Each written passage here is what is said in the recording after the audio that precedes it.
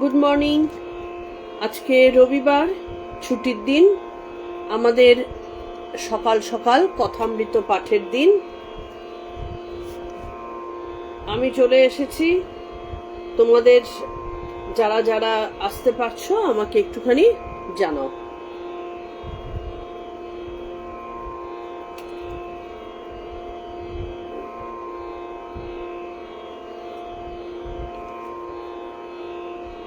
আগের দিন আমরা পড়ছিলাম যে দুটো জিনিস পড়েছি। একটা হচ্ছে গৃহস্থ ভক্তদের জন্য ঠাকুরের বিশেষ উপদেশ, গৃহস্থ কিভাবে জীবন কাটাবে তার কিছু উপদেশ। সেটা পণ্ডিতের বাড়ির থেকে ফেরত গিয়ে ঈশানের বাড়িতে তিনি কথাটা বলে বেরোলেন। এবং আরেকটু পড়েছিলাম যেটা ব্রাহ্ম ভক্তদের সঙ্গে ঠাকুরের গান শোনা এবং আনন্দ করা, সেখানে ঠাকুরের সমাধিস্থ অবস্থা। আমরা তারপর থেকে শুরু করব গোপী গীতার থেকে নেওয়া প্রণাম মন্ত্র দিয়ে।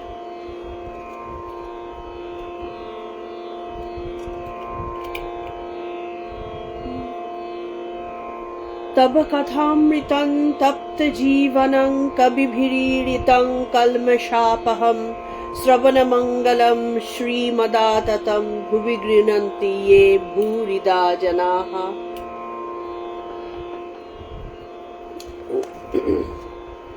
আমাদের হবে দ্বিতীয় পরিচ্ছেদ, হরিকথা প্রসঙ্গে ব্রাহ্ম সমাজে নিরাকারবাদ। ব্রাহ্মরা নিরাকারের উপাসনা করতেন, বা ব্রাহ্মদের মতাদর্শ সেটাই। ঠাকুর নিজে ভক্তের উদাহরণ দিয়েছেন নিজের এই জীব মরদেহ দিয়ে। আর স্বামীজি বলেছেন তিনি যতই ভক্তি দেখান আসলে তিনি ছিলেন চরম জ্ঞানী। একই দেহে ভক্তি আর জ্ঞানের সংমিশ্রণ ঠাকুরের মধ্যে ছিল।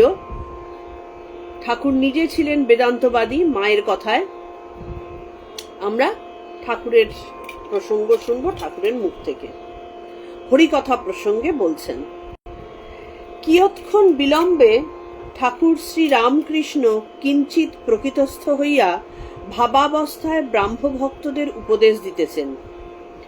এই ঈশ্বরীয় ভাব খুব ঘনীভূত, যেন বক্তা মাতাল হইয়া কি বলিতেছেন। ভাব ক্রমে ক্রমে কমিয়া আসিতেছে, অবশেষে পূর্বের ঠিক সহজ অবস্থা। কারণ লাস্টে আমরা শুনেছিলাম ঠাকুরের সমাধিস্থ অবস্থা হয়েছিল এবং তিনি সেই অবস্থায় মায়ের গানটা শুনেই তার মধ্যে সমাধি ভাব এসেছিল।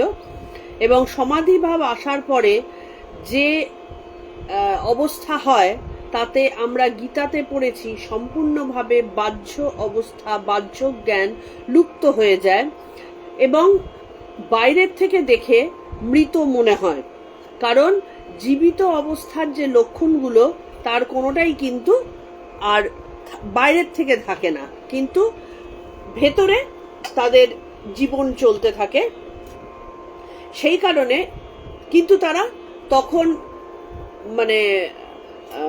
ঈশ্বরের সাথে সম্পূর্ণভাবে মিলিত অবস্থায় থাকেন। ঠাকুর জীবদেহ ধারণ করে আমাদের জন্য এসেছিলেন, কিন্তু মুহুর্মুহু সমাধির মাধ্যমে তিনি তার আসল জায়গা আর কি, তিনি তার আসল আত্মস্থ হওয়া যাকে বলে সেইটা তিনি হয়ে যেতেন। তো সেই অবস্থায় থেকে যতক্ষণ না সম্পূর্ণরূপে আবার পার্থিব জগতে ফিরছেন তার আগে অব্দি একটা মাতালের মতন ভাব, যেন জড়িয়ে জড়িয়ে কথা বলা। কারণ স্বাভাবিকভাবে তো সেই ইয়েতে আসা যায় না, স্বাভাবিক অবস্থায় আসতে বেশ টাইম লাগে। তো সেটাই মাতালের মতন ঠাকুরের হয়েছিল। কিয়ৎক্ষণ বিলম্বে ঠাকুর শ্রীরামকৃষ্ণ কিঞ্চিত প্রকৃতস্থ হইয়া ভাবাবস্থায় ব্রাহ্ম ভক্তদের উপদেশ দিচ্ছেন। তখনও তিনি পূর্ণ স্বাভাবিক অবস্থায় আসেননি বা আমাদের পার্থিব অবস্থায় আসেনি। ঈশ্বরীয় ভাব খুব ঘনীভূত। ঠাকুরের যখন এই অবস্থা হতো, তিনি তো তখন পূর্ণরূপে ঈশ্বর, মানে তিনি তো ঈশ্বরই ছিলেন। ঈশ্বর আমাদের জন্য নরদেহ ধারণ করে এসেছিলেন, কিন্তু তিনি আমাদের সাথে থাকবার জন্য তিনি জীব দেহের যে বিশেষত্বগুলো ধারণ করতেন, ওই সমাধিস্থ অবস্থায় সেটার থেকে বেরিয়ে গিয়ে পূর্ণ ঈশ্বরত্বে প্রতিষ্ঠিত, একেবারে অতি শুদ্ধ, অতি উচ্চ অবস্থা। তো ঈশ্বরীয় ভাব খুব ঘনীভূত, যেন বক্তা মাতাল হইয়া কি বলিতেছেন, জড়িয়ে জড়িয়ে কথা, কিন্তু ধীরে ধীরে ভাব কমে কমে আবার তিনি স্বাভাবিক হচ্ছেন। আমি সিদ্ধি খাবো, গীতা ও অষ্টসিদ্ধি ঈশ্বর লাভ কি? শ্রীরামকৃষ্ণ ভাবস্থ অবস্থায় বলছেন, মা কারণানন্দ চাই না, সিদ্ধি খাবো। সব কথার কিন্তু ডবল মিনিং আছে। কারণানন্দ চাই না, কারণ বাড়ি যেটা খেলে মানুষের নেশা হয়, তিনি কি বলছেন? কারণানন্দ চাই না, সিদ্ধি খাবো। অথচ আমরা তো জানি সিদ্ধিও তো মাতাল হওয়ারই জিনিস, সিদ্ধি খেলেও তো নেশা হয়। তাহলে ঠাকুর মদ না খেয়ে সিদ্ধি খেয়ে নেশা করতে চাইছেন, কিন্তু তার মানে আলাদা। এখানটাতে সিদ্ধি হচ্ছে অষ্টসিদ্ধি। অষ্টসিদ্ধি কি কি? আমাদের শাস্ত্রে অষ্টসিদ্ধির কথা বলা রয়েছে। সেটা হচ্ছে অনিমা, লঘিমা, প্রাপ্তি, প্রাকাম্য, মহিমা, ঈশিত্ব, বশিত্ব, কামাবসায়িতা, এরকম 8 রকম ঐশ্বর্য। যারা যোগী হন, যোগ করতে করতে, যোগ অভ্যাস করতে করতে ধীরে ধীরে এই অষ্ট ঐশ্বর্যের এক একটা করে যোগীর ভেতরে প্রবেশ করতে শুরু করে, যোগের মাধ্যমে প্রবেশ করে। তো ঠাকুরের মধ্যে, হনুমানের মধ্যে যেমন হনুমান মা সীতা দেবীর কাছ থেকে অষ্টসিদ্ধির আশীর্বাদ পেয়েছিলেন, ঠাকুরের মধ্যে এই অষ্টসিদ্ধি হচ্ছে দেবত্বের লক্ষণ, মানে দেবত্ব না, ঈশ্বরত্বের লক্ষণ। অষ্টসিদ্ধি কিন্তু সাধারণভাবে যোগ সাধনা করলেই অষ্টসিদ্ধি লাভ হয় না, ওটা অতি অতি উচ্চ জায়গায় ঈশ্বরত্বের প্রকাশ যার মধ্যে রয়েছে তাদের থাকে আর কি, কিছু কিছু থাকে। আর ঈশ্বরের মধ্যে যে সবকটাই থাকবে এটা তো বলার কিছু নেই। ঠাকুর তো নিজেই স্বামীজিকে বলেছিলেন, এই যে সিদ্ধি, অষ্টসিদ্ধি সব কিলবিল করছে, মানে ঠাকুরের মধ্যে বিপুল পরিমাণে, মানে তিনি পূর্ণ সিদ্ধি পূর্ণ। তো সেটাই তিনি বলছেন যে সিদ্ধি কিনা বস্তু লাভ, সিদ্ধিতে বস্তু লাভ হয়, অষ্টসিদ্ধির সিদ্ধি নয়। সে অনিমা, লঘিমাদি সিদ্ধির কথা কৃষ্ণ অর্জুনকে বলেছিলেন, ভাই যদি দেখো যে অষ্টসিদ্ধির একটি সিদ্ধি কারো কাছে আছে, তাহলে যেন সে ব্যক্তি আমাকে পাবে না, কারণ সিদ্ধি থাকলেই অহংকার থাকবে, আর অহংকারের লেশ মাত্র থাকলে ভগবানকে পাওয়া যায় না। তাহলে যোগ সাধনা করতে করতে এই সিদ্ধি তো ভেতরে প্রবেশ করে, কিন্তু যে সিদ্ধি ভেতরে প্রবেশ করার মানেটা কি? একটা ক্ষমতা বাড়লো, কারণ কেউ বাক সিদ্ধ হয়ে যায়, কেউ দৃষ্টি দিয়ে ভেতর দেখে ফেলতে পারে, কেউ হয়তো দূরের জিনিস বলে ফেলতে পারে, এরকম বিভিন্ন ধরনের সিদ্ধি। কেউ টাচ করলো আর হাতে কিছু একটা বেরিয়ে আসলো, এগুলো এক একটা সিদ্ধাই বা সিদ্ধি। কিন্তু এই সিদ্ধির যেটা শ্রীকৃষ্ণ অর্জুনকে বলছেন যে একটাও, অষ্টসিদ্ধি তো অনেক পরের জিনিস, একটাও যদি সিদ্ধি কারোর কাছে থেকে থাকে তাহলে জানবে যে আমাকে আর পাওয়া যাবে না। কিন্তু যোগ সাধনা করলে তো সিদ্ধি আসবেই, এটা স্বাভাবিক। সেই জন্য যারা পরম যোগী, যারা সম্পূর্ণভাবে ঈশ্বরে মনোনিবেশ করেছেন, তারা সিদ্ধিকে কোনোভাবে তারা কাছে আসতে দেন না। মানে একেবারে ঠাকুর বলতেন যে শুকরের বিষ্ঠাবৎ ঘৃণা করি, মানে ওটাকে কোনোভাবে কাছে আসতে দেবেন না। আছে আছে, তুমি থাকো তোমার মতন, কিন্তু তিনি প্রকাশ কখনো করবেন না। সেই জন্য যোগীদের মধ্যে পরম সিদ্ধি কিন্তু থাকে, কিন্তু তারা কখনো প্রকাশ করতে চান না। আবার কেউ কেউ আছে প্রকাশ করে আলটিমেটলি অধঃপাতে পতিত হন। আর এক আছে প্রবর্তক, সাধক, সিদ্ধ, সিদ্ধের সিদ্ধ। যে ব্যক্তি সবে আরাধনায় প্রবৃত্ত হয়েছে সে প্রবর্তকের থাক। যে প্রথম শুরু করেছে ঈশ্বর যে কি বস্তু, কৌতূহল, এখান থেকে সে ঈশ্বরকে জানবার দিকে অগ্রসর হয়েছে, সে প্রবর্তকের থাক। প্রবর্তক ফোঁটা কাটে, তিলক মালা পরে, বাহিরে খুব আচার করে। সাধক যে সে আরো এগিয়েছে। যে প্রবর্তক পুজো টুজো করি, বাইরে একটা তিলক টিলক কেটে যারা ঘুরে বেড়াচ্ছে, একটা বেশ ঘনঘটা ব্যাপার আর কি, লোকে দেখেই বুঝতে পারবে যে আরে এ পুজো করে বা সাধনা করে বা ঈশ্বরের সাথে কিছু একটা কানেকশন আছে, তারা হচ্ছে প্রবর্তকের থাক। সাধক আরেকটু এগিয়ে গেছে, তার লোক দেখানো ভাব কমে যায়, সে আর বাইরের লোকের কাছ থেকে কোনো সার্টিফিকেট চায় না। সাধক ঈশ্বরকে পাবার জন্য ব্যাকুল হয়, আন্তরিকভাবে তাকে ডাকে, তার নাম করে, তাকে সরল অন্তঃকরণে প্রার্থনা করে। ভেতর থেকে প্রার্থনা তার আসছে, ভেতর থেকে সে ঈশ্বরের সাধনা করে যাচ্ছে, বাইরে কেউ জানতে পারছে না। ওই যে ঠাকুর বলতেন না, ঈশ্বরের সাধনা করবে মনে, কোণে ও বনে, কেউ জানতে পারবে না, একদম ভেতরে ভেতরে। কারণ ঈশ্বর মানে মানুষের সব থেকে মূল্যবান ধন। আমার মনের মধ্যে যদি ঈশ্বরীয় ভাব বা ভক্তি বিন্দুমাত্র ওঠে, ঈশ্বরের জন্য যদি দুফাটা চোখের জল কোনো রকমে পড়ে যায়, সবার আগে সেই ভাব ভেতরে লুকিয়ে রাখতে হয়। যার জন্য দেখে খেয়াল করে দেখবে, এই রামকৃষ্ণ মিশনের সন্ন্যাসীদের সাথে তো আমি বেশ অনেকের সাথেই আমার ভালো পরিচয় ছিল বা আছে। আমি দেখেছি কিছুতে তাদেরকে দেখলে বোঝা যায় না তারা কোন ভাবে তারা ভাবিত, কিন্তু তারা যে ঠাকুরের ভাবে সব সময় টইটুম্বুর হয়ে রয়েছেন, কাউকে বুঝতে দেবেন না। তাহলে সাধক কি? তারা ঈশ্বরকে পাবার জন্য ব্যাকুল হয়, আন্তরিকভাবে তাকে ডাকে, তার নাম করে, তাকে সরল অন্তঃকরণে প্রার্থনা করে। সিদ্ধকে?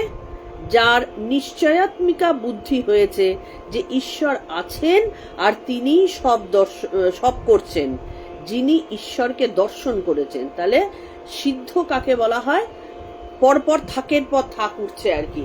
সিদ্ধ যিনি, তিনি একদম দৃঢ়, তিনি নিজের চোখে দেখেছেন, নিজে বুঝেছেন, একদম সুন্দরভাবে প্রতিষ্ঠিত হয়েছেন যে হ্যাঁ, ঈশ্বরকে আমি দেখেছি, ঈশ্বর আছেন এবং তিনিই সব করছেন, আমরা কেউ না। সিদ্ধের সিদ্ধ আছে আবার, তিনি কে? যিনি তার সঙ্গে আলাপ করছেন, শুধু দর্শন না। তখন শ্রীকৃষ্ণর সাথে যেমন মীরাবাই একেবারে পুরো মিলে যাওয়া, হ্যাঁ শ্রীকৃষ্ণ আমার সাথে কথা বলছেন, গোপালের মা কাকে নিয়ে ঘুরছেন, মানে সব সময় তিনি ওঠা বসা, তার সাথে সম্পর্ক পাতিয়ে তাকে প্রতি মুহূর্তে শুধু প্রত্যক্ষ না, তার সাথে ঘর করা চলছে, সেটাই। তাহলে সিদ্ধের সিদ্ধকে, যিনি তার সঙ্গে আলাপ করেছেন, শুধু দর্শন নয়, কেউ পিতৃভাবে, কেউ বাৎসল্য ভাবে, কেউ সখ্য ভাবে, কেউ মধুর ভাবে তার সঙ্গে আলাপ করেছেন। যশোদা, তিনি শ্রীকৃষ্ণের সাথে সম্পর্কটা কি? বাৎসল্য প্রেম। তাহলে কাঠে আগুন নিশ্চিন্ত আছে, যেমন এই যে রামপ্রসাদকে মা নিজে মেয়ে রূপে এসে বেড়া বাঁধতে সাহায্য করছেন, মেয়ে, তিনি রামপ্রসাদের সাথে তার সেই রকম দহরম মহরম সম্পর্ক। তাহলে এই হচ্ছে সিদ্ধের সিদ্ধ। কাঠে আগুন নিশ্চিত আছে এই বিশ্বাস। কাঠ থেকে আগুন বার করে ভাত রেঁধে খেয়ে শান্তি আর তৃপ্তি লাভ করা দুটি ভিন্ন জিনিস। দুটোর মধ্যে দেখো, দুটো একটা কি বিশাল গভীর জিনিস। আমরা যে কাঠ জ্বালি, আমাদের মধ্যে দৃঢ় নিশ্চিন্ত ভাব আছে যে কাঠের মধ্যে আগুন আছে, ওই স্পার্কটা দিলে কাঠ জ্বলবে। কিন্তু সব জলের মধ্যে আমরা কি জল জ্বালানোর চেষ্টা করি না তো, কারণ আমরা জানি যে জলের মধ্যে আগুন নেই। কিন্তু কাঠ যদি মানে পরিষ্কার কাঠও থাকে, আমরা জানি যে ওটার মধ্যে আগুন আছে, আমি যদি একটা স্পার্ক দিই ওটা জ্বলবে। তাহলে এটা হচ্ছে বিশ্বাস। এই বিশ্বাস থেকে আমরা কি করি, কাঠে আগুন দিয়ে ভাত রাঁধলাম, খেয়ে দে শান্তি আর তৃপ্তি। এই দুটো ভিন্ন জিনিস। তাহলে ঈশ্বরীয় অবস্থার ইতি করা যায় না, তারে বাড়া আছে, মানে ঈশ্বর যে অনন্ত এটাই তিনি বোঝালেন। ঈশ্বরকে আমি কোনো ছোটভাবে দেখে কোনো কিছুর মধ্যে বাঁধতে পারি না, যে এই ঘরটার মধ্যে ঈশ্বর আছেন, কিন্তু এই কাঠের মধ্যে কি আছেন, এই চাদরটার মধ্যে কি আছেন, এই কথার মধ্যে কি আছেন, এই মানুষটার মধ্যে কি আছেন, মানে কোনো কিছুর মধ্যে বেঁধে দেওয়া যায় না। সব কিছুর মধ্যে ঈশ্বর আছেন। যেমন কাঠ জ্বলুক চাই না জ্বলুক, আমরা জানি যে কাঠের মধ্যে আগুন আছে, তাই আমি কাঠকে জ্বালাচ্ছি। তেমনি কোনো পদার্থ, কোনো প্রাণী, যে কোনো প্রাণী, যা কিছু অনন্ত ঈশ্বরের অবস্থান, সবকিছুর মধ্যে ঈশ্বর আছেন, এই বিশ্বাস তখনই সর্বভূতে ব্রহ্মদর্শন। এই বিশ্বাস যখন হবে তখন বোঝা যায় যে হ্যাঁ, সে সিদ্ধে সিদ্ধ হয়েছে। তাই বলছেন ঈশ্বরীয় অবস্থার ইতি করা যায় না, কোনো কিছুতে শেষ করা যায় না, ইনফাইনাইট। তাই বিষয়ীর ঈশ্বর, ব্যাকুলতা ও ঈশ্বর লাভ, দৃঢ় হও ভাবস্থ অবস্থায়। এরা ব্রহ্মজ্ঞানী নিরাকারবাদী, তা বেশ। তাহলে যারা ব্রাহ্ম তারা তো ব্রহ্ম নিয়েই চর্চা করেছেন, ঈশ্বর নিরাকার, সেই অবস্থায় তাদের বিশ্বাস। তো ঠাকুর বলছেন তা বেশ। ব্রাহ্ম ভক্তদের প্রতি একটাতে দৃঢ় হও, হয় সাকারে নয় নিরাকারে। তাদেরকে কি বলছেন, যে কোনো একটাতে স্টিক করে থাকো, একবার এইটা একবার ওইটা এরকম করতে নেই। তাহলে কি হয়, ভাব নষ্ট হয়, এবং ভাব নষ্ট হলে তখন আসল পথটা অনেক ছিন্ন ভিন্ন হয়ে যায়। সেই জন্য বলছেন একটাতে দৃঢ় হও, হয় সাকারে নয় নিরাকারে।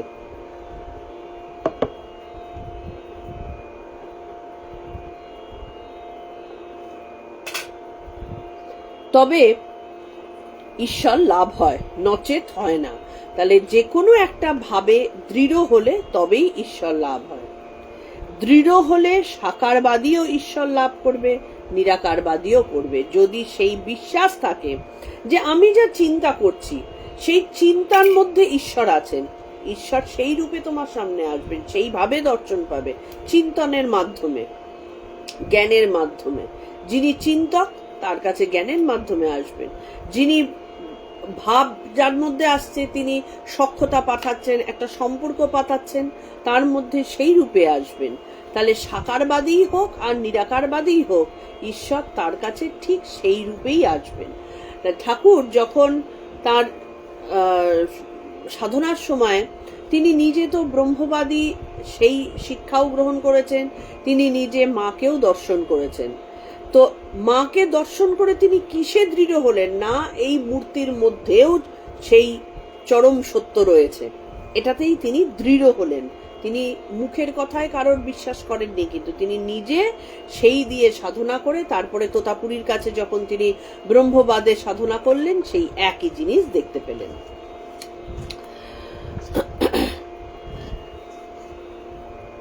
ঠাকুর বলছেন মিছরির রুটি সিধে করে খাও আর করে খাও, মিষ্টি লাগবে যেভাবেই খাও, কিন্তু দৃঢ় হতে হবে, ব্যাকুল হয়ে তাকে ডাকতে হবে। বিষয়ীর ঈশ্বর কিরূপ জানো? যেমন খুড়ি জেঠির কোদল শুনে ছেলেরা খেলা করার সময় পরস্পর বলে আমার ঈশ্বরের দিব্য। আর যেমন কোনো ফিট বাবু পান চিবুতে চিবুতে হাতে স্টিক ধরে বাগানে বেড়াতে বেড়াতে একটি ফুল তুলে বন্ধুকে বলে ঈশ্বর কি বিউটিফুল ফুল করেছেন, কিন্তু এই বিষয়ের ভাব ক্ষণিক, যেন তপ্ত লোহার উপর জলের ছিটে। কি সুন্দর কথা, যে বিষয়ী মানে আমাদের মতন সাধারণ লোকের ঈশ্বরের ভাবটা কি, আমরা ভীষণ ঈশ্বর ভক্ত, সেই কারণে ঝগড়া করার সময় উদাহরণ দিচ্ছেন যে আমি সত্যি কথা বলেছি, আমাদের মধ্যে কথা না, আমি ভগবানের দিব্যি খেয়ে বলছি, আমি ভক্ত, আমি ভগবানের দিব্যি খেয়ে মিথ্যে কথা কখনো বলবো না। এই হচ্ছে বিষয়ীর ভাব। বা কেউ একজন একটা ভালো জিনিস দেখে বলবে বাহ কি সুন্দর প্রকৃতি ঈশ্বর বানিয়েছেন, কি সুন্দর ফুল ঈশ্বর বানিয়েছেন, কিন্তু সেটা কিরকম, ঠিক তপ্ত আগুনের ওপর জলের ছিটে যেমন একটুখানি পরেই ভুস করে উড়ে যায়, ঠিক সেই রকম। আসলে আমাদের ভেতরে টাচও করে না ঈশ্বরের কিছু জিনিস। একটার উপর দৃঢ় হতে হবে, ডুব দাও, না দিলে সমুদ্রের ভিতর রত্ন পাওয়া যায় না, জলের উপর কেবল ভাসলে পাওয়া যায় না। এই বলিয়া ঠাকুর শ্রী রামকৃষ্ণ যে গানে কেশবাদী ভক্তদের মন মুগ্ধ করিতেন, সেই গান সেই মধুর কণ্ঠে গাইতেছেন। ঠাকুরের গানের গলা ভীষণ মিষ্টি ছিল। সকলের বোধ হইতেছে যেন স্বর্গধামে বা বৈকুণ্ঠে বসিয়া রইয়াছেন। কথাটা তো তাই, যেখানে ঈশ্বর আছেন, যেখানে পরম ব্রহ্ম রয়েছেন, সেই জায়গা স্বর্গ ছাড়া আর কি। তাহলে সেই বোধ সকলের হচ্ছে, এবং তারা নিজেদের মতন করে জ্যান্ত ঈশ্বরকে তারা দেখতে পাচ্ছে। সুতরাং তাদের মতন মহাভাগ্যশালী আর কি কেউ আছে? গান কি? ডুব ডুব ডুব রূপ সাগরে আমার মন, তলাতল পাতাল খুঁজলে পাবি রে প্রেম রত্নধন। খুঁজ খুঁজ খুঁজ খুঁজলে পাবি হৃদয় মাঝে বৃন্দাবন। দীপ দীপ দীপ জ্ঞানের বাতি জ্বলবে হৃদে অনুক্ষণ। ড্যাং ড্যাং ড্যাং ড্যাঙায় ডিঙে চালায় আবার সেকঞ্জন। কুবির বলে, কবিরের কথা, কবিরকে কুবির বলছেন, কুবির বলে শোন শোন শোন ভাব গুরুর শ্রীচরণ। তাহলে গুরুর শ্রীচরণকে ধরে সেই রূপ সাগরে ডুব দিতে হবে। কোন রূপ সাগরে? অনন্ত রূপ সাগরে। কোন কত রূপে তিনি রয়েছেন। তিনি বাক্য রূপে রয়েছেন, তিনি বৃক্ষ রূপে রয়েছেন, তিনি জীব রূপে রয়েছেন, তিনি জড় রূপে রয়েছেন, তিনি স্থাবর জঙ্গম সব রূপে রয়েছেন, বাতাস রূপে রয়েছেন। কিন্তু সেই রূপের ভেতরে ডুব দিলে তবে সেই আসল প্রেম রত্নধন পাওয়া যায়। তৃতীয় পরিচ্ছেদ, ব্রাহ্ম ভক্ত সঙ্গে ব্রাহ্ম সমাজ ও ঈশ্বরের ঐশ্বর্য বর্ণনা। শ্রীরামকৃষ্ণ, ডুব দাও, ঈশ্বরকে ভালোবাসতে শেখো, তার প্রেমে মগ্ন হও। দেখো, তোমাদের উপাসনা শুনেছি, ব্রাহ্ম ভক্তদের একটা উপাসনার পদ্ধতি, বিশেষ পদ্ধতি আছে, সেটাই বলছেন, তোমাদের উপাসনা শুনেছি, কিন্তু তোমাদের ব্রাহ্ম সমাজে ঈশ্বরের ঐশ্বর্য অত বর্ণনা করো কেন? এটা ঠাকুরের নিশ্চয়ই পছন্দ ছিল না। যা কিছু আছে সবই তো ঈশ্বরের ঐশ্বর্য, বর্ণনা করে কি শেষ করা যায়? হে ঈশ্বর, তুমি আকাশ করিয়াছ, তুমি বড় বড় সমুদ্র করিয়াছ, চন্দ্রালোক, সূর্যলোক, নক্ষত্রলোক সব করিয়াছ। এসব কথায় আমাদের অত কাজ কি? সব লোক বাবুর বাগান দেখেই অবাক। কেমন গাছ, কেমন ফুল, কেমন ঝিল, কেমন বৈঠকখানা, কেমন তার ভিতর ছবি, এইসব দেখেই সবাই অবাক।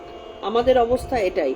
আমরা একটু সুন্দর পাহাড় পর্বত দেখে, একটা সুন্দর সমুদ্রের ধারে বেড়াতে গিয়ে আমাদের মনের মধ্যে হঠাৎ ঈশ্বরের উদয় হয় এবং আমরা বলতে থাকি, ঠাকুর তুমি কত সুন্দর জিনিস করেছো। কিন্তু এটাতেই অবাক হলে হবে না। ঠাকুরের ঈশ্বরের ঐশ্বর্য দেখে শুধু অবাক হতে নেই। আমাদের গীতাতে আমরা বিভিন্ন অধ্যায়ে এটা আলোচনা হয়েছে। 1 থেকে 4-এর মধ্যে হয়নি, কিন্তু তার আগে আমাদের যৌগিক ব্যাখ্যার মধ্যে আলোচনা হয়েছে। যখন আমাদের ধীরে ধীরে, মানে আমরা 3 নম্বর অধ্যায়ে এটা বলেছি, যখন আমাদের ধীরে ধীরে ক্রিয়ার মাধ্যমে, কর্মের মাধ্যমে যখন আমাদের কিছু উন্নতি আসা শুরু হয়, তখন বিভিন্ন রকম জ্যোতি দর্শন হয়। অনেকে মনে করে সেই জ্যোতি দেখে আমাদের ঈশ্বর দর্শন হয়ে গেছে, কিন্তু না, সেগুলো ঐশ্বর্য দর্শন। সেটা দেখেই যা আনন্দ হয়, আসল ঈশ্বর দর্শন হলে বা সেই অনুভূতি হলে কি হতে পারে, সেটা না দেখা অবধি কখনো থামতে নেই। তাই সেটাই বলছেন, সব লোক বাবুর বাগান দেখেই অবাক, কিন্তু কই বাগানের মালিক যে বাবু, তাকে খোঁজে কজন? আমরা তো সবাই সত্যি কথাই বিভিন্ন জায়গায় এই যে পিকনিক করতে যায়, শুধু বাগানটা দেখেই ভালো লাগে, বাগান বাড়িতে খেলাম, থাকলাম, আনন্দ করলাম, আনন্দ করে চলে আসলাম, কিন্তু বাবুর খোঁজটা করে কজন যে বাগান বাড়িটা যার? বাবুকে খোঁজে 2-1 জনা। ঈশ্বরকে ব্যাকুল হয়ে খুঁজলে তাকে দর্শন হয়, তার সঙ্গে আলাপ হয়, কথা হয়। যেমন আমি তোমাদের সঙ্গে কথা বলছি, বড় বড় করে লেখা সত্য বলছি দর্শন হয়। এ কথা কারেই বা বলছি, কে বা বিশ্বাস করে? ঠাকুর ফ্রাস্ট্রেটেড।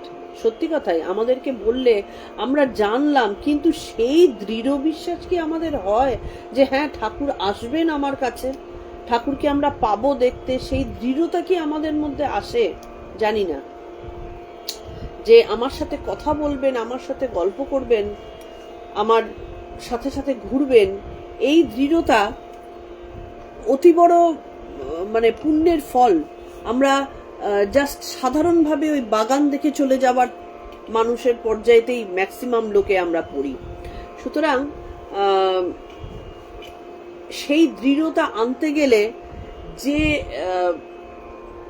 মানে যে মানসিক প্রস্তুতি বা যে ধরনের আমাদের পরিশ্রম প্রয়োজন, সেইটা আমরা করতে কেউ রাজি নই। সেই কারণে অল্প একটু পরিশ্রমেই কিছু যদি না পাই তখন বলে দিই যে না, এরকম কখনো হয় না, এই রাস্তা আমাদের রাস্তা নয়।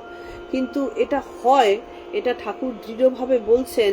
আর বলছেন এ কথা কারেই বা বলছি, কে বা বিশ্বাস করে? বিশেষ করে আমাদের আধুনিক শিক্ষায় শিক্ষিত সমাজ তো আরো ভয়ঙ্কর, তারা তো কিছুই মানতে চায় না।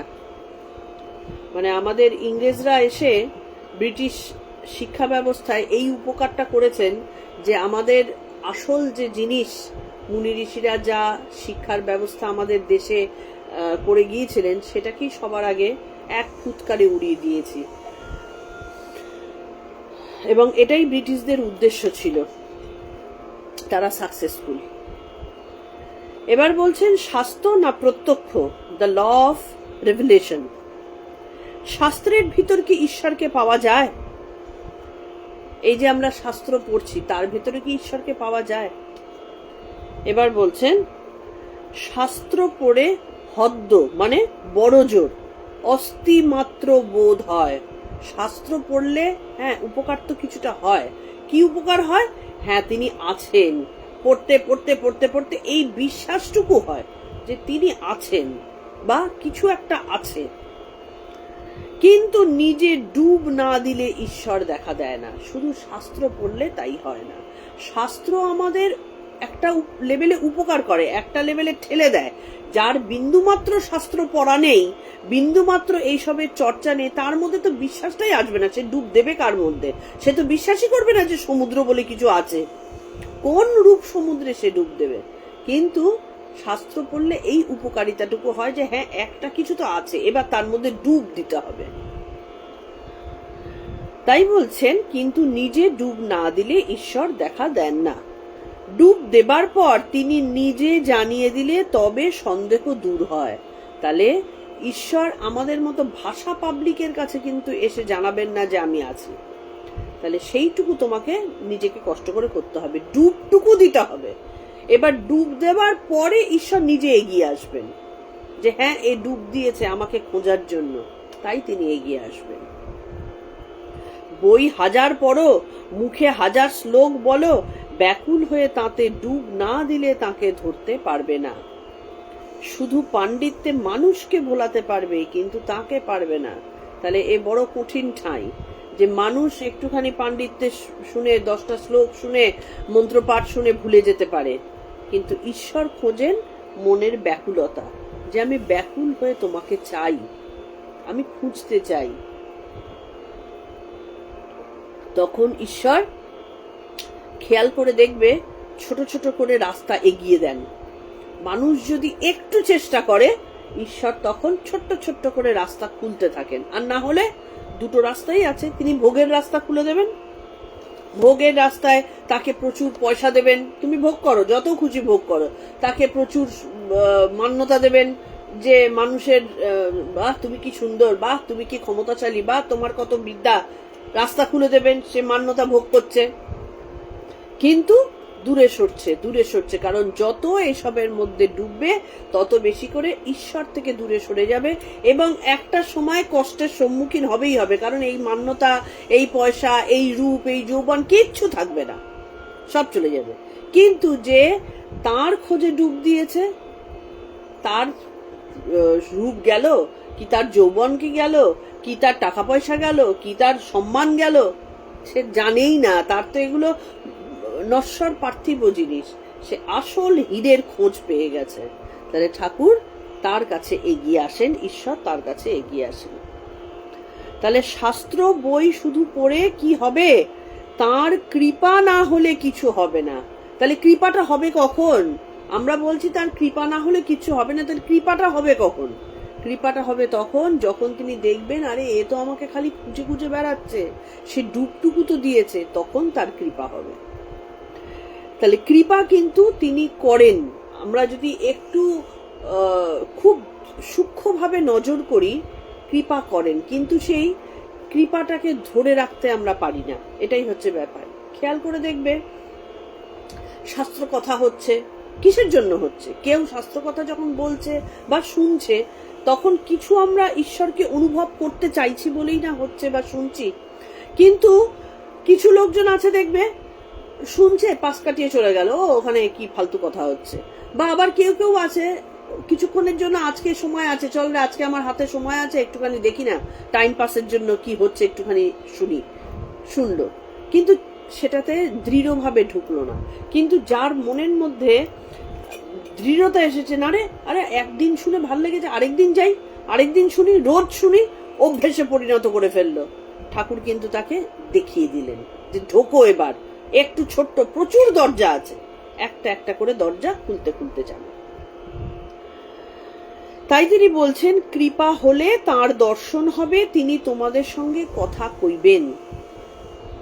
ব্রাহ্ম সমাজ ও সাম্য ঈশ্বরের বৈষম্য দোষ। সদরওয়ালা ওই সাব জজ যিনি, তিনি বলছেন মহাশয় তার কৃপা কি একজনের উপর বেশি আর একজনের উপর কম? তাহলে যে ঈশ্বরের বৈষম্য দোষ হয়। আমাদের সাধারণ মানুষের চোখ, আমরা দেখছি কেউ খুব সুন্দর আছে, কেউ প্রচুর সম্মান নিয়ে রয়েছে, আবার কেউ ভালো মানুষ, তার কষ্ট হচ্ছে। তাহলে সেখানেই বলছেন তার কৃপা কি, আবার কেউ তাকে ঈশ্বরের কাছে হুড় করে এগিয়ে যাচ্ছে, কেউ এগোতে পারছে না, তাহলে তার কি বৈষম্য দোষ আছে? শ্রীরামকৃষ্ণ, সে কি ঘোড়াটাও যা আর সরাটাও তা? তুমি যা বলছো ঈশ্বর বিদ্যাসাগর ওই কথা বলেছিল মহাশয়, তিনি কি কারুকে বেশি শক্তি দিয়েছেন, কারুকে কম দিয়েছেন? আমি বললাম বিভু রূপে তিনি সকলের ভিতর আছেন। বিভূতি, আমরা যে প্রথম কথা এই যে চলে ফিরে বলে ঘুরে নেচে কুদে কত আনন্দ করে বেড়াচ্ছি, তিনি যদি সেই ক্ষমতাটা না দিতেন, কারোর কি একটা পাও ফেলার ক্ষমতা আছে? এই তো একখানা যদি কারোর আমাদের স্ট্রোক এসে যায়, ব্যাস হাত পা বেঁকে গেল, মুখ বেঁকে গেল, সেই পাটাও ফেলার ক্ষমতা নেই। তাহলে আমার ইচ্ছে থাকলেই সবকিছু হয় না। তো সেখানেই তিনি বলছেন তিনি বিভু রূপে সকলের ভেতর আছেন। তাহলে এই যে শক্তি, তাহলে এই শক্তি রূপে তিনি সকলের ভেতরে আছেন। আমার ভিতর যেমনি পিঁপড়েটির ভিতরেও তেমনি সবার মধ্যে আছেন, কিন্তু শক্তি বিশেষ আছে, যেটাকে চেতনা বলে, শক্তি বিশেষ আছে, সব জায়গায় একরকম শক্তি না। যদি সকলেই সমান হবে, তবে ঈশ্বর বিদ্যাসাগর নাম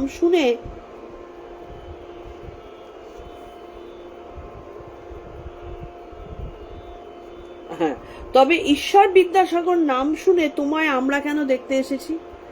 সেটাই ঠাকুর ঈশ্বরচন্দ্রকে বলছিলেন, বিদ্যাসাগরকে বলছেন যে সবাই যদি সমান হবে, শক্তির বিশেষ যদি সমান হয়, তাহলে তোমার এই বিদ্যাসাগর নাম শুনেই আমরা দেখতে এসেছি কেন? কারোর কাছে ঈশ্বরের বিভূতি বেশি থাকে।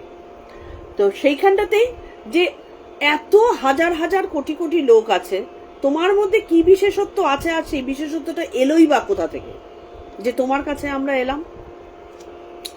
তোমার কি দুটো শিং বেরিয়েছে তাই দেখতে এসেছি? তা নয়, তুমি দয়ালু, তুমি পণ্ডিত, এই সব গুণ তোমার অপরের চেয়ে বেশি আছে, তাই তোমার এত নাম। তাহলে ঈশ্বরচন্দ্র বিদ্যাসাগরের নাম হয়েছিল কেন? তার বিদ্যার আধিক্য রয়েছে, তার মধ্যে দয়ালু মনোভাব রয়েছে আর 5 জনের থেকে বেশি, যেটা সবাই হয়তো করতে পারবে না, তিনি করে ফেলতেন। তার মধ্যে গুণ রয়েছে, তিনি পণ্ডিত, তাই দেখতে এসেছি। দেখো না, এমন লোক আছে যে একলা 100 লোককে হারাতে পারে, আবার এমন আছে একজনের ভয়ে পালায়। কথাটা কত সত্যি। বীরপুরুষ তো রয়েছে, একাই 100 জনের সাথে লড়ে ফেলতে পারে, আর একজন ইঁদুরের মতন যেই হপ করলো পালিয়ে গেল। এরকম লোকের সংখ্যাই বেশি। যদি শক্তি বিশেষ না হয় লোকে কেশবকে এত মানত কেন? তাহলে এই যে সমাজে বড় বড় লোকেরা যারা সমাজে প্রতিষ্ঠিত হতে পেরেছেন, নাম করতে পেরেছেন, তারা কেন আর 5 জনের থেকে বেশি নাম করতে পেরেছেন? কারণ তার মধ্যে শক্তি বিশেষ আছে। এবার আমরা জিজ্ঞেস করতে পারি, বহু খারাপ লোক আছে যাদের আমরা সমাজের উচ্চ স্তরে বসিয়ে রেখে তাদের মানে একটা স্তরে উঠিয়ে রেখেছি। দেখো, অসুরেরও শক্তি আছে, ঈশ্বরেরও শক্তি আছে।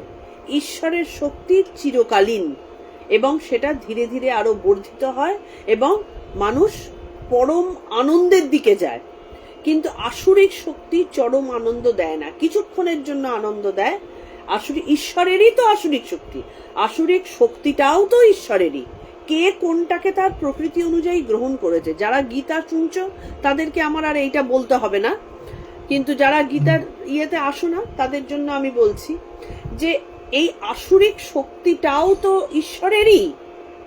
মুদ্রার এপিঠ আর ওপিঠ ঈশ্বরেরই আসুরিক শক্তি, নাহলে অসুরি বা শক্তি পায় কোথার থেকে? তো সেই কারণে তিনি যদি যেটা কি বলতে যাচ্ছিলাম, তো তার মানে যার মধ্যে শুভ শক্তি রয়েছে, ঈশ্বরের শুভ শক্তি যেটা, সেটা চিরকালীন হয়ে গেল। কিন্তু আসুরিক শক্তি যেটা, সেটা শেষ হয়ে যায়, সেটা থাকে না। কিন্তু শক্তির একটা বিশেষত্ব আছে, সবাই শক্তিমান হতে পারে না। কিছু লোক বিশেষভাবে শক্তিতে ক্ষমতাশালী হয়, সেই জন্যই কিন্তু তাদের একটা আর কিছু জনের থেকে একটু ওঠা। কেশবচন্দ্র সেনকে সবাই কেন মানত? তার বাগ্মিতা ছিল, তার মধ্যে একটা লিডারশিপ ছিল। তাহলে এই বাগ্মিতাটা, তার কেশব সেন বাগ্মিতার জন্য বেশ বিখ্যাত ছিলেন। তা সেটা তার মধ্যে এলো কোথার থেকে? সেই বিশেষ শক্তিটা কই? কেশব সেনের মতো তো আর 2 জন করতে পারতো না।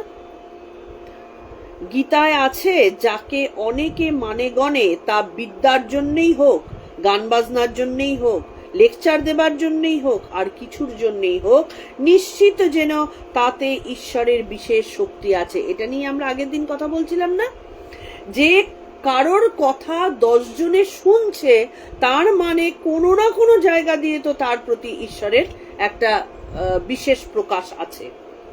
সেই শক্তির কথাই বলছেন, ঈশ্বরের বিশেষ শক্তি। ওই জন্য দেখবে যারা গান বাজনা করে তাদেরকে একটা বিশেষ জায়গায় রাখা হয়। আমরা কিন্তু সমাজে একটু ভালো গান করতে পারলেই আমরা একটু তাকে অন্য চোখে দেখি। কেন অন্য চোখে দেখি? কারণ তার মধ্যে অন্য চোখে দেখার মতন সেই শক্তিটা রয়েছে। সবাই গান করতে পারে না, ও পারে। সবাই অত সুন্দর অভিনয় করতে পারে না, ও পারে। এটা তো ঈশ্বরের বিশেষ শক্তি বটে। না হলে সেলিব্রিটিরা সেলিব্রিটি হয় কি করে?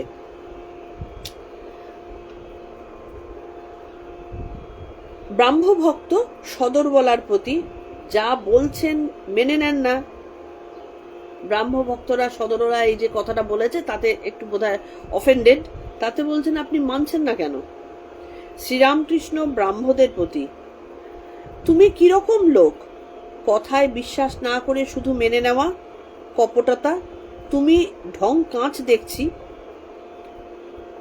যখন ব্রাহ্মভক্ত এই সদরলাকে বলল আপনি মেনে নিন, ঠাকুর কিন্তু সদরলার প্রতি রাগ হননি, মানে ওই সাবজাজের ওপরে কিন্তু তিনি কিন্তু বিরক্ত হননি। সাবজাজ বারবার কোশ্চেন করছে, উল্টোপাল্টা কোশ্চেন করছে, যেটা হয়তো তার অশান্তি দিতে পারে, কিন্তু তাতে ঠাকুর বিরক্ত হননি। বিরক্ত হলেন কার প্রতি? ওই ব্রাহ্ম ভক্তটার প্রতি, যে বলল আপনি মেনে নিন না। ঠাকুর তাকে বিরক্ত হয়ে কি বললেন? তুমি কিরকম লোক, শুধু কথায় বিশ্বাস করছো, শুধু মেনে নেওয়া, কপটতা। তার মানে আমি বলছি একটুখানি 5টা লোকে আমার সামনে কথা শুনছে, তুমি আমার কাছে ভালো সাজার জন্য আমার সব কথা মেনে নিলে, কোশ্চেন করছো না কেন? তার মানে দেখো, যিনি গুরু, যিনি আচার্য, যিনি ঈশ্বর, তিনি সব সময় চান যে আমাকে প্রশ্ন করুক, আমাকে বিরক্ত করুক। কারণ বিরক্ত করলে কিন্তু ঈশ্বর বিরক্ত হন না, আমরা বিরক্ত হই। কিন্তু ঈশ্বর বিরক্ত হন না, গুরু বিরক্ত হন না। গুরু চান যে ভক্ত সমানে আমাকে উথাল পাথাল করুক। তাতে করে কি হয়, ভক্তের প্রতি গুরুর দৃষ্টি দেয়, তখন আরো তাড়াতাড়ি সে পৌঁছে যায়। তা সেখানেই ঠাকুর বললেন, কথায় বিশ্বাস না করে তুমি শুধু মেনে নিলে কি জন্যে?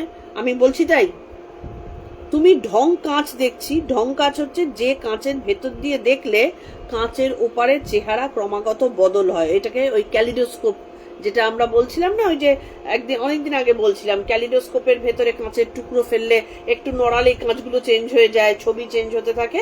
তো সেই জিনিস ঢং কাঁচ বলছেন ঠাকুর সেটাকে। তো তার ভেতর দিয়ে দেখলে বদল হয়ে যায়।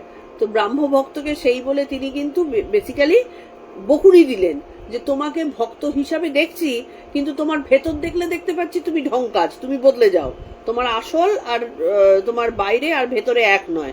সবকিছু মেনে নিচ্ছ কেন? আমার মনে মনে যদি এসে থাকে প্রশ্ন, আমি মানে মানে অকপটে আমি সেই কোশ্চেনটা করব, কেন রে বাবা এরকম সত্যি কথা হচ্ছে কেন, এই কথাটা হচ্ছে কেন, এটা কি সত্যিই তাই? আমি বারবার প্রশ্ন করব, তবে না গিয়ে আমার সন্দেহ দূর হবে। কিন্তু আমি যদি মনের ভেতরে লোকের কাছে ভালো দেখাবার জন্য ভেতরের মধ্যে সবকিছু সন্দেহ চেপে রেখে দিলাম, আমার তো সন্দেহটা থাকলো, আর সন্দেহ থাকলে তো কখনো ঈশ্বরের কাছে পৌঁছানো যায় না। ব্রাহ্ম ভক্তটি অতিশয় লজ্জিত হইলেন।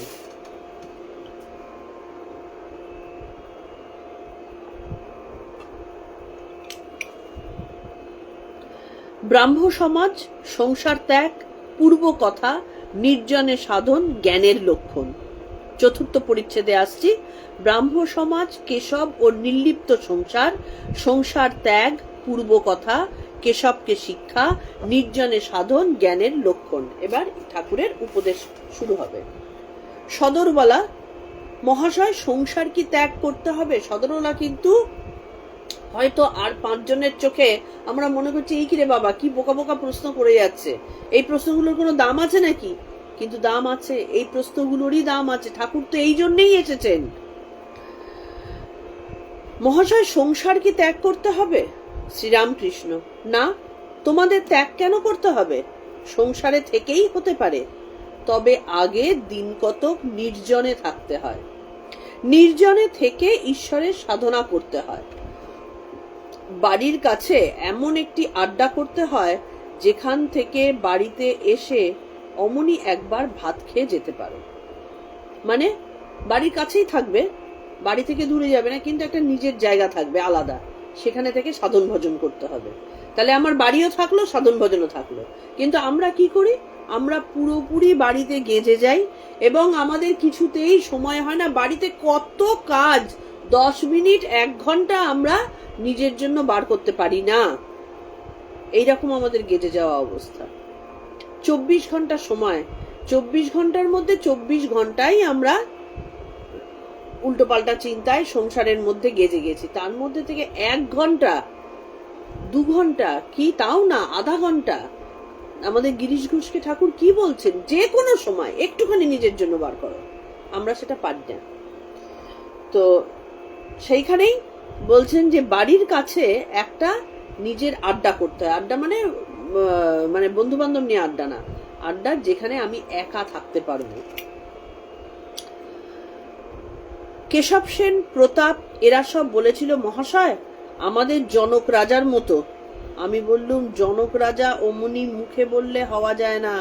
কেশব সেনের তখনও সেই জ্ঞান নিশ্চয়ই হয়নি, বা প্রতাপের সেই জ্ঞান নিশ্চয়ই হয়নি। তিনি বলছেন যে জনক রাজা যেরকম একদিকে ছিলেন ঋষি, আরেকদিকে ছিলেন সংসারী, সেই রকম। তো ঠাকুর তখন বলছেন যে জনক রাজা অমনি মুখে বললেই হওয়া যায় না। জনক রাজা হেঁট মুন্ড হয়ে আগে নির্জনে কত তপস্যা করেছিল। তাহলে তপস্যা বিনা, একেবারে পরিশ্রম না করে আমরা ঈশ্বরের সান্নিধ্য পাবো, এইটা কিন্তু কখনো হয় না। তাহলে জনক রাজা হতে গেলে সেই রকম সাধনের প্রয়োজন আছে প্রথমে, তারপরে গিয়ে জনক রাজা। আমরা কথায় কথায় জনক রাজার উদাহরণ দিই। তোমরা কিছু করো তবে তো জনক রাজা হবে। অমুক খুব তরতর করে ইংরেজি বলতে পারে, তা কি একেবারে লিখতে পেরেছিল? মানে কেউ একজন যখন হরহর করে ইংরেজি লিখতে পারে, বলতে পারে, সে কি জন্মেই পেরেছে? তাকে তো পরিশ্রম করতে হয়েছে। সে গরিবের ছেলে, আগে একজনের বাড়িতে থেকে তাদের রেঁধে দিত আর দুটি খেত, অনেক কষ্টে লেখাপড়া শিখেছিল, তাই এখন তরতর করে লিখতে পারে। তাহলে সে লেখাপড়া শেখার জন্য পরিশ্রম করেছে, তবে সে আজকে পাচ্ছে। আমরা খুব সহজে জিনিস পেতে চাই, বিশেষ করে এখন তো আমি মুহূর্তে মুহূর্তে দেখতে পাই যে কাজ না করেই রোজগারের চিন্তা, মানে যত রকম ভাবে পারা যায় অসৎ পথ, সেটাকে আমি বলি যে বসে বসে যদি টাকা হাতে আসে এর থেকে ভালো আর কিছু হয় না, কিন্তু সেটা হয় না। কেশব সেনকে আরো বলেছিলুম, নির্জনে না গেলে শক্ত রোগ সারবে কেমন করে? রোগ কোনটা? আমাদের অজ্ঞানতা, যে এটাই তো রোগ, যে আমরা একেবারে সবাই আমরা বলি যে ওই লোকটার অ্যালজাইমার হয়েছে। অ্যালজাইমার তো আমাদের সবার, সব ভুলে বসে আছি। আমার বাড়ি কোনটা, আমার আসল নিজের লোক কোনটা, আমার আসল জায়গা কোনটা, কি করতে হবে, কেন এসেছি, সব ভুলে গেছি। তা অ্যালজাইমার তো আমাদের সবার। তো সেই রকম শক্ত রোগ অজ্ঞানতা। তাহলে অজ্ঞানতা সারবে কেমন করে? রোগটি হচ্ছে বিকার, এই যে বলছেন বিকার। আবার যে ঘরে বিকারী রোগী সেই ঘরেই আচার, তেঁতুল আর জলের জ্বালা। তাহলে বিকারের রোগীর এইসব জিনিস দেখতে নেই, ধরতে নেই। তাহলে আমরা হচ্ছি একে রোগগ্রস্ত পথিক, তার মধ্যে আমাদের চতুর্দিকে এত বৈভব, তাহলে আমাদের হবে কি করে? তার রোগ সারবে কেমন করে? আচার, তেঁতুল, এই দেখো বলতে বলতে আমার মুখে জল এসেছে। ঠাকুর নিজেই মজা করছেন। সকলের হাস্য। সম্মুখে থাকলে কি হয় সকলেই তো জানো। তাহলে মুখে যার কথা বললেই জিভে জল আসে, সেই জিনিস যদি আমার চোখের সামনে থাকে, রোগ সারে কোনোদিনও? তাহলে আমাদের হচ্ছে সেইটা। আমাদের একটু টাকার লোভ দেখালে, একটু সম্মানের লোভ দেখালে, একটু প্রশংসা শুনলে আমাদের মন একেবারে গলে শেষ হয়ে যায়। তাহলে আমাদের কি এই সবের মধ্যে থেকে কখনো চলতে পারে? সেই কারণে মাঝে মধ্যে নির্জনে থাকতে হয়। আরেকটা মজার কথা, যেটা এখানে নেই, আমি জাস্ট এখানকার কথা না, আমি নিজের কথা বলছি। যত বেশি ঈশ্বর সাধনার দিকে এগোবে, তত দেখবে ধীরে ধীরে বন্ধুহীন হয়ে যাবে, একা হবে। কারণ এই সাধন পথে চলতে গেলে তোমার ধীরে ধীরে একজন একজন করে বন্ধু, আত্মীয় স্বজন সব খসে যাবে। খসে যাবে মানে তারা পৃথিবীতে থাকবে না তা বলছি না, কিন্তু তুমি একা হয়ে যাবে। এবার সেই জেনে সাধন পথে এগোতে হবে যে আমি কি এই রাস্তায় এগোবো, এই রাস্তায় থাকতে পারবো। কারণ ওই কঠিন ব্যাপারটাকে কিন্তু সহ্য করতে হবে। তুমি সমাজের মধ্যে থেকেও তুমি ফিল করবে যে আমার সাথে কারোর মিলছে না, হচ্ছে না, আমি পারছি না থাকতে। কারণ তোমার মানসিকতা ধীরে ধীরে চেঞ্জ হয়ে যাবে, আস্তে আস্তে আস্তে হবে, কিন্তু হবে। কারণ শ্রীকৃষ্ণ তখন কর্ষণ করছেন নিজের দিকে, মন তখন ওদিকে। তাহলে বাইরে তোমার কথাবার্তা, তোমার আচার আচরণ, তোমার সাজ পোশাক সবকিছু ধীরে ধীরে অন্য হয়ে যাবে। সমাজের লোকে হয়তো বলতেই পারে যে এর মাথাটা গেছে, কিন্তু আসল জায়গার রাস্তাটা তো পেয়ে গেছে সে। তো যাই হোক, ভোগ বাসনা হচ্ছে জলের জ্বালা, বিষয় তৃষ্ণার শেষ নাই। আর এই বিষয় রোগীর ঘরে এতে কি বিকার রোগ সারে? দিন কতক ঠাঁই নাড়া হয়ে থাকতে হয়, যেখানে আচার তেঁতুল নাই, জলের জ্বালা নাই। তার মানে ঈশ্বরের সাধন করতে গেলে, তাকে জানতে গেলে, নিজের মধ্যে ভক্তি ভাব আনতে গেলে কিছু সময় নিজের জন্য বের করতে হয়, যে সময় অন্য বৈষয়িক বিষয় আসবে না। তারপর নিরোগ হয়ে আবার সেই ঘরে এলে আবার আর ভয় নাই। তাহলে যখন আমার ভেতর থেকে একেবারে রোগ চলে যাবে, তখন আমি যদি আরেকবার সেই ঘরে প্রবেশ করি, আমার কিচ্ছু ভয় নেই। কারণ আমার তখন সুস্থ শরীর, সে আর অ্যাটাক করতে পারবে না। এই জনক রাজার কথা হচ্ছে সেইটা। তিনি দীর্ঘদিন তপস্যা করে তিনি জানতেন যে আমি রাজা, আমাকে রাজা সুলভ সমস্ত রজগুণের আচার আচরণ ভাবভঙ্গিগুলো রাখতেই হবে, না হলে লোকে মানবে না। কিন্তু তিনি তার আগে পূর্ণ সন্ন্যাসী হয়ে রোগ সারিয়ে তিনি এসেছেন। তাকে লাভ করে সংসারে এসে থাকলে আর কামিনী কাঞ্চনে কিছু করতে পারে না, তখন জনকের মতো নির্লিপ্ত হতে পারবে। কিন্তু প্রথম অবস্থায় সাবধান হওয়া চাই। খুব নির্জনে থেকে সাধন করা চাই। অশ্বত্থ গাছ যখন চারা থাকে তখন চারিদিকে বেড়া দেয়, পাচ্ছে ছাগল গরুতে নষ্ট করে, কিন্তু গুড়ি মোটা হলে আর বেড়ার দরকার হয় না। হাতি বেঁধে দিলেও গাছের কিছু করতে পারে না।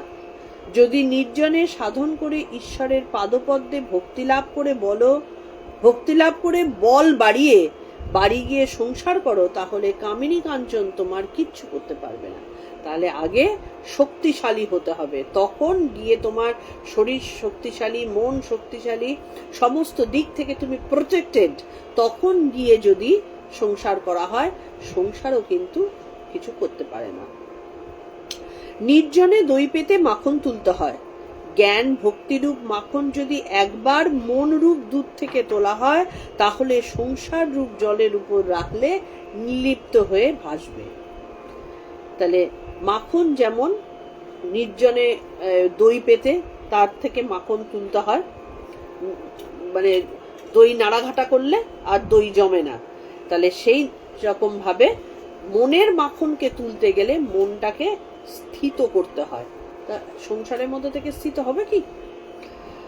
কিন্তু মন কাঁচা অবস্থায়, দুধের অবস্থায় যদি সংসার রূপ জলের ওপর রাখো, তাহলে দুধে জলে মিশে যাবে, যেটা আমাদের দুরবস্থাটা হয়।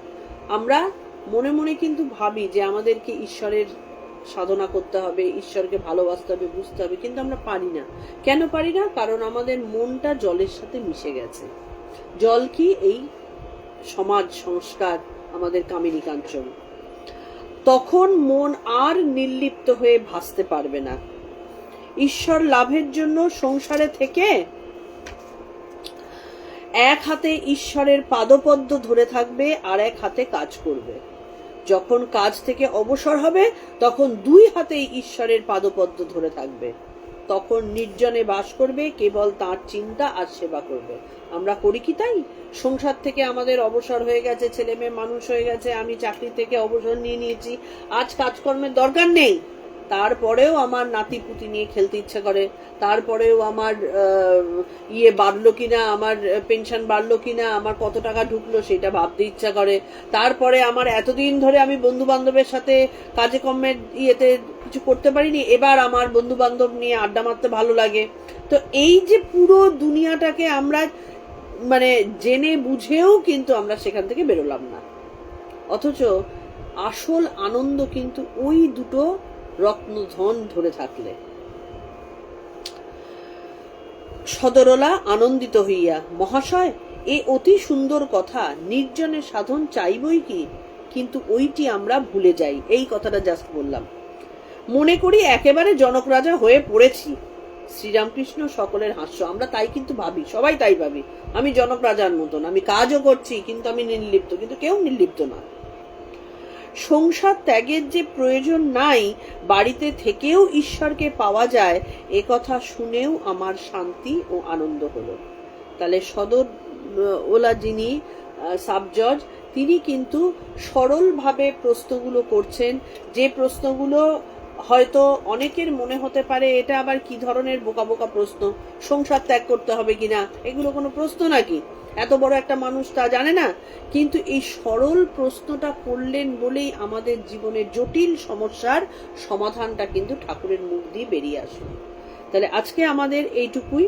তিনি ব্রাহ্ম ভক্তদের কিভাবে কি চোখে দেখে তিনি উপদেশ দিচ্ছেন সেইগুলো আমরা জানলাম। ঈশ্বরের বৈষম্য দোষ নিয়ে কথা হলো। কারোর মধ্যে শক্তি বেশি, সেটা বুঝবো কি করে? তাকে আমাদের সম্মান করতে হবে। আমরা তো আজকাল সম্মান করা ভুলে গেছি। তাহলে কাউকে আমরা বিশেষ দেখলে তাকে তাচ্ছিল্য করে নিচে নামিয়ে দিই, সেটা করলে চলবে না। তো সেইটা বললেন। আর কি বললেন? বিশেষ প্রয়োজনীয় কথা যে আমাদের কিছু সময়ের জন্য নির্জনে থেকে নিজের মনকে শান্ত করতে হয়, রোগ সারাবার উপায়টা বার করতে হয়। তা আমরা রোগ সারাবার উপায় কোথায় বার করতে পারি? আমরা সারাদিন ধরে তো নিজেদের কর্মক্ষেত্র, নিজেদের সংসার, নিজেদের বন্ধু বান্ধব, নিজেদের হই হট্টগোল, এর মধ্যে নিজেদেরকে সরিয়ে রেখে দিয়েছি। আমরা তো নিজের মনটাকে এক ফোঁটাও দেখি না। তাহলে আমাদের আশা হয় কি করে ঈশ্বর আমার জন্য সব করে দেবেন? যখনই দুঃখ হয়, যখনই কষ্ট হয়, যখনই অশান্তি হয়, হে ঈশ্বর তুমি কেন আমাকে কিছু করলে না? আমি কি পাপ করেছি? কিছু করলে না, কেউ কোনো পাপ করনি, কিন্তু নিজের রোগ সারাবার চেষ্টা আমরা কেউ করি না। এটাই হচ্ছে আমাদের দুঃখের মূল কারণ। আমরা কিছু ত্যাগ করতে পারি না, এটাই আমাদের দুঃখের মূল কারণ। সবকিছু হয় না। জনক রাজার ভোগ করেছিলেন, কিন্তু সেই ভোগের মধ্যে তিনি মন দেননি, তিনি ওই মাখনের মতন ভাসতেন। এইটা হচ্ছে আসল কথা। আজকে আমাদের এইটুকুই। আমরা প্রণাম মন্ত্র দিয়ে শেষ করব। সোমবার থেকে শুক্রবার অবধি আমাদের কথামৃত গীতা আলোচনা হয়। যারা যারা ইচ্ছুক তারা আমাদের ইউটিউবে গীতার সমস্ত অধ্যায়গুলো 1 নম্বর থেকে ধীরে ধীরে ঢোকানো হচ্ছে, তারা ইউটিউবে সাবস্ক্রাইব করে আমাদের গীতার জিনিসগুলো শুনতে পারো। লাইভে সবসময় থাকা সম্ভব হয় না, কিন্তু যারা লাইভে থাকতে চাও তারা লাইভেও থাকতে পারো, ইউটিউবটাও শোনো। তাতে করে কি ভালোভাবে দৃঢ় প্রতিষ্ঠিত হবে। শনিবার আর রবিবার আমাদের কথামৃত আলোচনা হয় ও পাঠ হয়। এখানে আমাদের আলোচনাই হয়, এটাকে ক্লাস আমরা বলতে পারি না, কারণ সেই মানে জ্ঞান দেবার মতন ক্ষমতাও আমার নেই। আমি জাস্ট নিজে যেটা বুঝি সেটা আলোচনা করি, সেইটুকুই আপাতত। তো সবাইকে আমি রিকোয়েস্ট করব, শোনো, শুনে আনন্দ পাবে। মানে অনেক সময় হয় হয়তো আমার কাজের কারণে আমি মাঝে মধ্যে গ্যাপ দিতে বাধ্য হই, কিন্তু আমাদের নোটিশ প্রতিদিন রাত্রিবেলা, আগের দিনেরটা মানে পরের দিনের জন্য আগের দিন রাত্রিবেলা আমি ফেসবুকে দিয়ে দিই।